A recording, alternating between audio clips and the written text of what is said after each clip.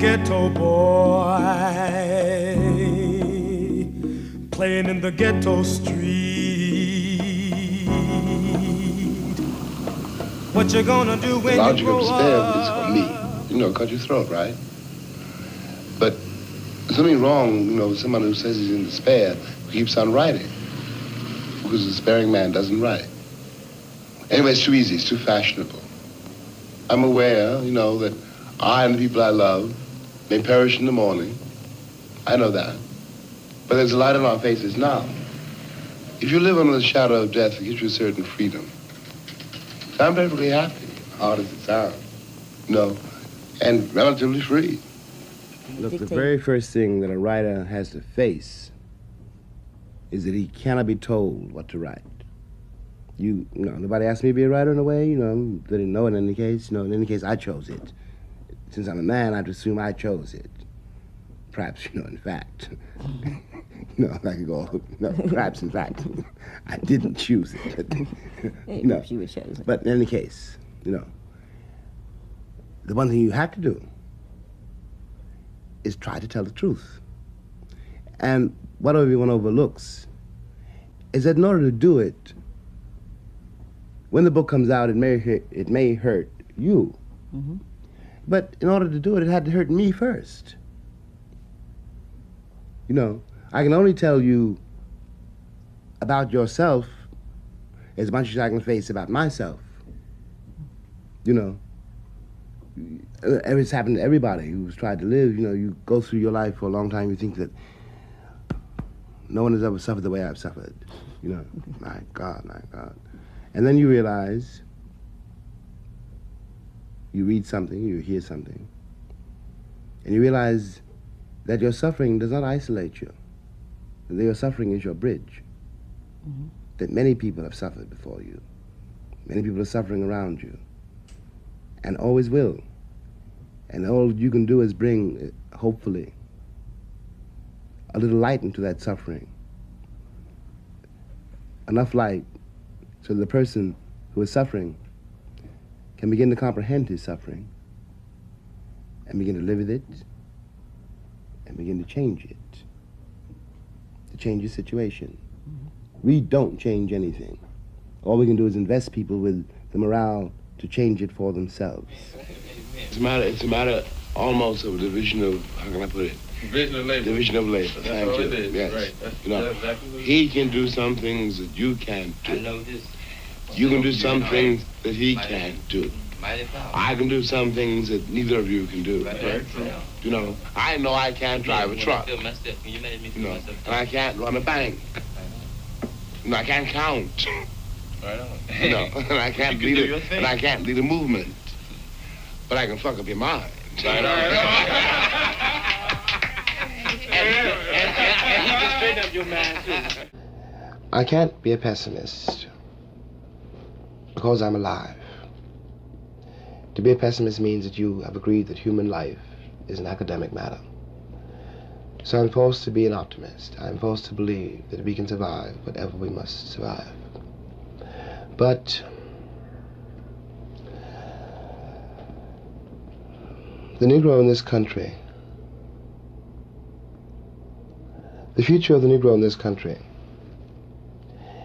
is precisely as bright or as dark as the future of the country.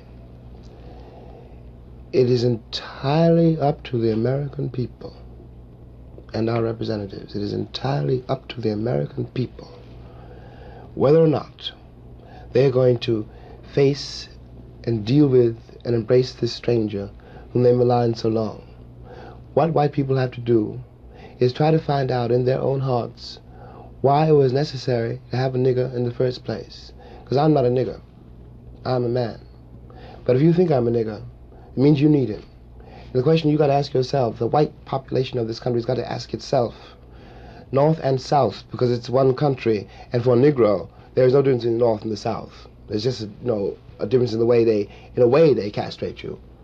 But the fact of the castration is the American fact. If I'm not the nigger here, and you invented him, you, the white people, invented him, then you got to find out why. Well, And the future of the country depends on that, whether or not it's able to ask that question. It comes as a great shock around the age of 5 or 6 or 7 to discover that the flag to which you have pledged allegiance, along with everybody else, has not pledged allegiance to you. It comes as a great shock to discover that Gary Cooper killing off the Indians when you were rooting for Gary Cooper, that the Indians were you. It comes as a great shock to discover that the country, which is your birthplace, and to which you owe your life and your identity, has not in its whole system of reality evolved any place for you. The disaffection, the demoralization, and the gap between one person and another, only on the basis of the color of their skins, begins there and accelerates throughout a whole lifetime, so that presently you realize you're 30 and are having a terrible time managing to trust your countrymen. By the time you are 30, you have been through a certain kind of mill. And the most serious effect of the mill you've been through is, again, not the catalog of disaster. The policemen, the taxi drivers, the waiters, the landlady, the landlord, the banks, the insurance companies, the millions of details, 24 hours of every day, which spell out to you that you are a worthless human being. It is not that. It is by that time you've begun to see it happening in your daughter or your son or your niece or your nephew. I am stating very seriously, and this is not an overstatement, that I picked the cotton and I carried it to market and I built the railroads under someone else's whip for nothing. I suggest that what has happened to white Southerners is in some ways, after all, much worse than what has happened to Negroes there. Because Sheriff Clark in Selma, Alabama, cannot be considered, no one can be dismissed as a total monster. I'm sure he loves his wife, his children. I'm sure that, he likes to get drunk. He's, after all, one's got to assume, and he is visibly a man like me. But he doesn't know what drives him to use the club, to menace with the gun, and to use the cattle prod. Something awful must have happened to a human being to be able to put a cattle prod against a woman's breast, for example. What happens to the woman is ghastly. What happens to the man who does it is in some ways much, much worse. This is being done, after all, not 100 years ago, but in 1965, in a country which is blessed with what we call prosperity, a word we won't examine too closely, with a certain kind of social coherence, which calls itself a civilized nation and which espouses the notion of the freedom of the world. If the American Negro had not been present in America, I am convinced that the history of the American labor movement would be much more edifying than it is. It is a terrible thing for an entire people to surrender to the notion that 1/9 of its population is beneath them. And until that moment, until the moment comes when we, the Americans, we, the American people, are able to accept the fact that I have to accept, for example, that my ancestors are both white and black, that on that continent we are trying to forge a new identity for which we need each other, and that I am not a ward of America. I am not an object of missionary charity. I am one of the people who built the country. Until this moment, there is scarcely any hope for the American dream, because the people who are denied participation in it, by their very presence, will wreck it. Yeah, I've had a hard life, Right on. But my dear, no, really, I know it sounds a terrible thing to say. I would not be a white American for all the tea in China, all the oil in Texas.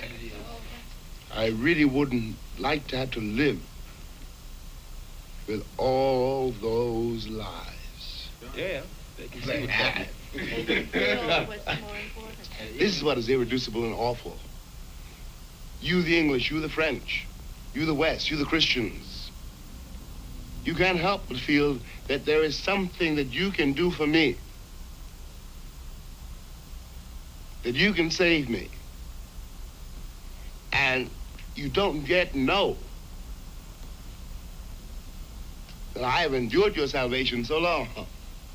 I cannot afford it anymore. Not another moment of your salvation. And that I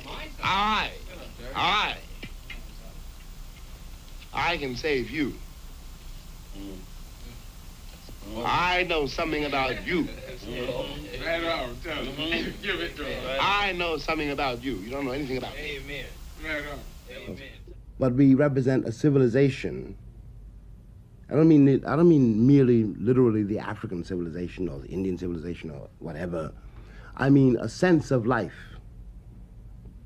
which is the only thing that civilizes anybody, which for mercantile commercial reasons, to put it a little bit too simply, the rise of Europe attempted to destroy. I say attempted to destroy because it did not in fact destroy it. It dispersed it, and under that pressure, it began to become something else. What it comes to is that I'm civilized in a way that Englishmen are not. You know, because I've had to depend on a principle which Europeans have learned to distrust. I am not very old, and I've not seen very much, but I've seen one thing. On the block that I was born, which is still there, where most of us perished, there was one great difference just the same between that sordid block in Harlem and the rest of New York City, to say nothing of the country. And the difference may sound mystical, but it was this. If a girl had a baby and she wasn't married, she wasn't stoned to death, and we took care of the baby. The morals didn't matter, especially the morals of this country, which doesn't believe in them and doesn't live by them. But she mattered, the girl mattered, and the baby mattered. It is intolerable to me to imagine for one moment that I would exchange that standard for the standards of this republic. It is inconceivable that anyone who wanted to live would try to live the way most white Americans live. This is, and I am speaking as a part of the country, and a country which I love, or I would not be here. Of all the places I have ever been, of all the things that I've ever seen, this country is in so many ways the most despairing and above all, the most unloved. I don't mean unloved by other people. I'm not talking about Vietnam. I'm talking about the people who live in it, who do not love it enough to take care of it.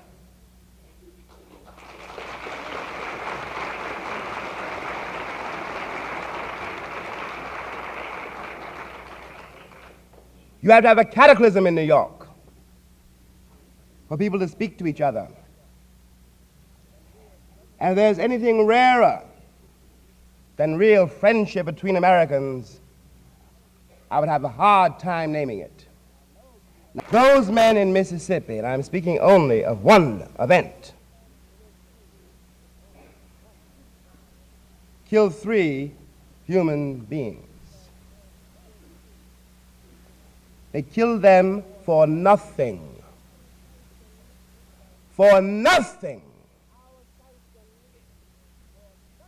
With our sanction and in our name. No one can tell me that we can do nothing about it. We've let chaos ride unchecked here. We made ignorance and youth the only virtues. It is a great American crime to be complex or double-minded. In fact, it is a great American crime to have any aspirations toward growing up.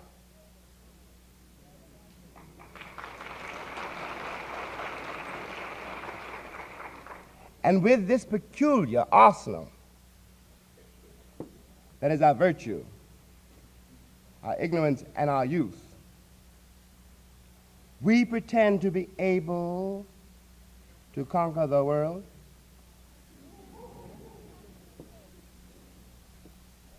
Mexican kids of 10 already know far more about life than Eisenhower ever learned. When I was growing up, there was a black community. I'm really a Southerner born in the North. I was born in 1924. My father was one of the people driven out of the South during the wave of terror after the First World War. So millions of people, moved from the land to the city, but they moved in a sense intact. So there was a Southern community set down in the middle of Harlem. Taking all their beingness with them. Exactly, that's what I'm saying. So that, for example, when I was growing up, a kid, I was doing something wrong in the streets, and you saw me, you knew my mama. You would spank my behind and take me home to mom and daddy and tell me why you beat me, so why you gave me a spanking, and they would thank you for it and beat my behind again. And that's the way we grew up. That has gone. This generation, there's 2 generations born in the streets, and the black community has been fragmented, not by any fault of its own, through the tremendous pressures of trying to keep alive in an increasingly brutal environment, in which, and people are not fools after all of the inner cities, all of the cities of this country are more or less disaster areas, partly because white people have been fleeing from black people, They left the inner city to crumble because they wanted to get away from us. In every city in this nation now, black father is standing in the street, watching black son. They're watching each other, and neither one of them got no place to go. That is not their fault. It's nothing to do with their value, their merit, their capabilities. There may be nothing worse under heaven. There may be no greater crime than to attack a man's integrity, to attempt to destroy that man. What's going to happen? Sooner or later, all the wretched of the earth, in one way or another, next Tuesday or next Wednesday, will destroy the cobblestones in which London and Rome and Paris are built. The world will change, because it has to change. My father, all the years that I lived with him, never dreamed of telling a white person the truth about anything. It simply never entered his mind to do so. He didn't care what they thought. He didn't care if they lived or died. He loathed them. That was very frightening for me to watch. My turn came too. But I could see what had happened. And really, it's important now is that out of this endeavor, what we call the white American has created only the nigger he wants to see. The reason that's important and terrifying and corruptive use of here is because when this same white man looks around the world, he sees only the nigger he wants to see. And that is mortally dangerous for the future of this country, for our present fortunes. The world is full of all kinds of people who live quite beyond the confines of the American imagination and who have nothing whatever to do with the guilt-ridden vision of the world which controls so much of our life and our thinking, and which paralyzes very nearly our moral sense. We are living in a world in which everybody and everything is interdependent. It is not white, this world. It is not black either. The future of this world depends on everyone in this room. And that future depends on to what extent and by what means we liberate ourselves from a vocabulary which now cannot bear the weight of reality. I think Martin Luther King, in some mysterious way, has really knows what it is. What he has done, it seems to me, for the first time, is to make that problem, the Negro problem, a matter of moral self-examination. He has made it more difficult than it was before to evade it by good works. The internal revolution that he has begun cannot possibly avoid moving directly into the heart of the people who make up America. I mean that the problem will never be resolved until everybody in the country, in some way, I know how impossible this sounds, however, this is what has to happen, is somehow enabled to do without this crutch. What it's all about is the attempt now to excavate something which has been buried. Mm-hmm. You know, which you contain and I contain, and which your kid contains, and which has got to carry, which one has to hand down the line for the sake of your kid and for the sake of future generations, and even for the sake of white people who have not the remotest idea what this means. Because we have the edge over the people who think of themselves as white, and that we have never been deluded into believing what they believe. But what is more important is not so much writing out of the song for you, Nicky, and me, Jimmy, you know. But in my mind's eye, there's always that kid. He's going to be here when you're gone. Oh, yeah. You know, hopefully. And when I'm long gone. And from my point of view, it is about the children. It is about the children. We have to give the children something which in a way was after all given to us, though we had to learn how to translate it.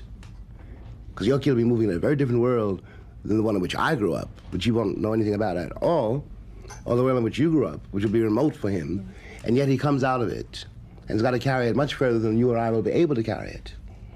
The first time I had the opportunity of reading your book, Another Country, I believe, and this was quite some time ago, but that was the first book I ever read from cover to cover, and I haven't read another since. And really, and I still remember the characters and everything, and this really did a lot for me, you know. I know that from my own point of view, you know, it was in a sense all for you, you know. I mean, I know that I love you, but you haven't necessarily got to know that, you know. And I suppose I never thought that I would live to hear you say that you love me. That sounds very corny, but you know what I mean. When you try to slaughter people and leave them with nothing to lose, you created somebody with nothing to lose. And if I ain't got nothing to lose, what are you going to do to me? We have one thing to lose. That's our children. And we've never done that yet. After all, we haven't done that yet. America is essentially a dream. It is a dream of a land where men of all races, of all nationalities, and of all creeds can live together as brothers. I wish I could live in a fantasy world where everything just make believe, where nothing is wrong. In the words of my song, your love is all that I ever need. When I turn to the time that my heart wasn't mine, baby, I'm lost, lost in my own reality. But all you got to do is, baby, hold on to me. When I'm not that free, your love is all that I need. Whoa, American dream, home in the hills, every day. And I love to see the children.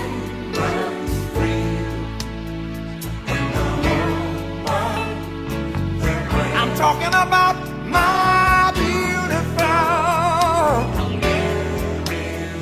baby.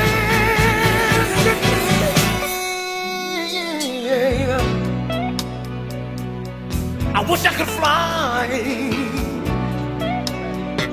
like an arrow through time to the arms that my destiny holds. When war is all gone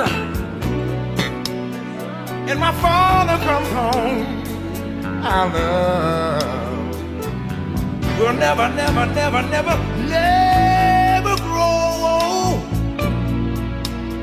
But when I turn to the time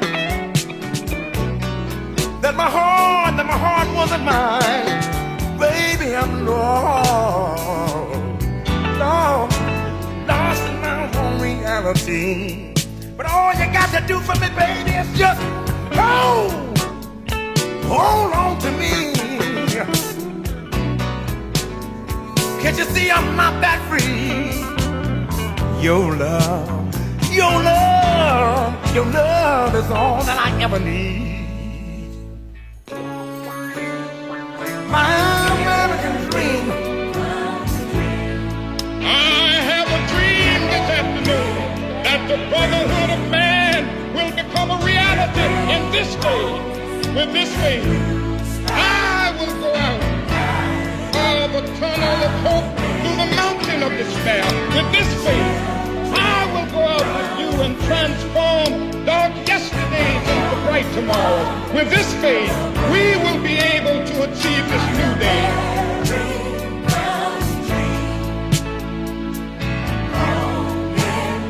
I want everybody to look at the voices and help me sing a song.